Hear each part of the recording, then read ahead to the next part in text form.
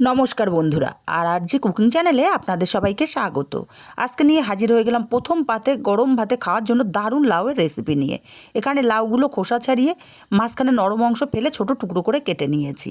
আর এখানে নিয়েছি বেশ কিছুটা উচ্ছে, আমি চাকচাক করে কেটে নিয়েছি। এখন এখানে অল্প লবণ দিয়ে উচ্ছেটাকে মাখিয়ে এইভাবে 10 মিনিট রেখে দেবো। এতে করে উচ্ছেটা অনেকটা নরমও হয়ে যাবে আর উচ্ছের অনেক তেতো কমে যাবে।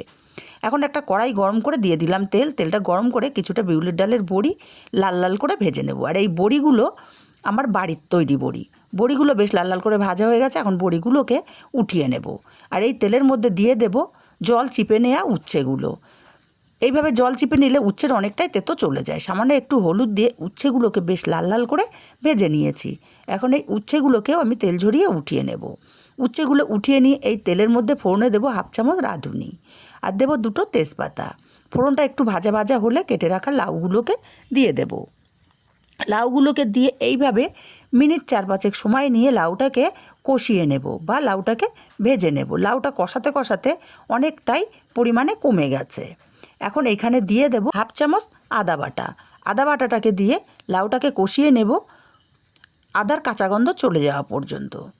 তারপর এখানে দিয়ে দেব সামান্য 1 চিমটে পরিমাণে হলুদ আর দেব স্বাদ মতো লবণ। এখানে চাইলে আপনারা হলুদটা নাও দিতে পারেন। আরও মিনিট খানিক লাউটাকে এইভাবে নাড়াচাড়া করে কষিয়ে নিয়েছি।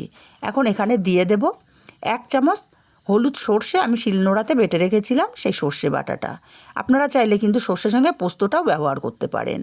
আরও মিনিট খানিক এইভাবে নাড়াচাড়া করে লাউটাকে কষিয়ে নিয়েছি। এখন এখানে দিয়ে দেব ঘন দুধটাকে আমি জাল করে ঠান্ডা করে নিয়েছি।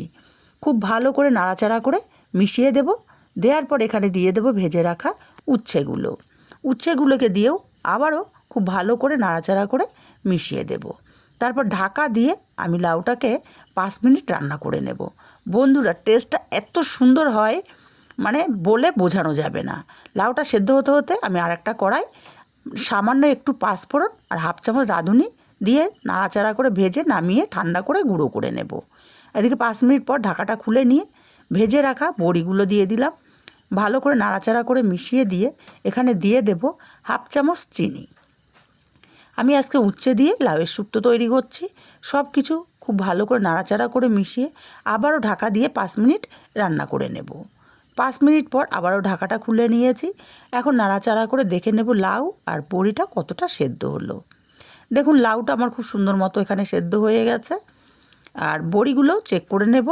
হ্যাঁ, দেখুন বড়িগুলো সুন্দর মতো সেদ্ধ হয়ে গেছে। তার মানে আমার লাউ শুক্তোটা পারফেক্টভাবে হয়ে এসছে। তবে এখানে নামানোর আগে আমি দিয়ে দেব সেই ভেজে গুঁড়ো করে রাখা মশলাটা আর 1/2 চামচ ঘি। ভাজা মশলা আর ঘিটাকে দিয়ে আবারও নাড়াচাড়া করে খুব ভালো করে মিশিয়ে নামিয়ে নিলেই রেডি হয়ে যাবে আমার দারুণ সুস্বাদু লাউ শুক্তো। রেসিপিটা কেমন লাগলো কমেন্ট করে জানাতে ভুলবেন না। ভালো লাগলে একটা লাইক দিতে ভুলবেন না।